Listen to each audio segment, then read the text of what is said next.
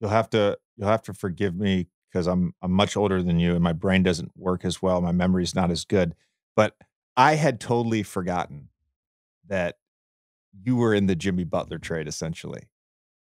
And obviously the Bulls get the 7th pick in the Jimmy Butler trade. I think it was Justin Patton, 16th pick, what was exchanged. Chris Dunn and Zach LaVine come to Chicago. Jimmy goes to Minnesota. When did you sort of know all that was going down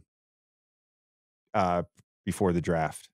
I didn't really know until I think it was like a couple minutes on the clock that my agent started whispering me that like this might happen. I think you're going to Chicago, but I'm not sure. And it was kind of nerve-wracking moment. Just obviously I have no idea what's going to happen. I think I had solid workouts and teams before the 7th pick and then teams after. So I had no idea what's going to happen. And then like, I think for sure I knew like 20, 30 seconds before that we got the text that welcome to Chicago or something like that. So it was a surreal moment, definitely. I think every player, well, not every player, but the majority of players in their own personal career and their own sort of personal journey have the realization and the sort of moment where they realize that the NBA is a business. And I was thinking about you because you've been traded. This is your 6th year. You've been traded 3 times. You played for 5 head coaches, and it's some guys might go 15 years before they get traded, or might start with the head coach, play 7 years.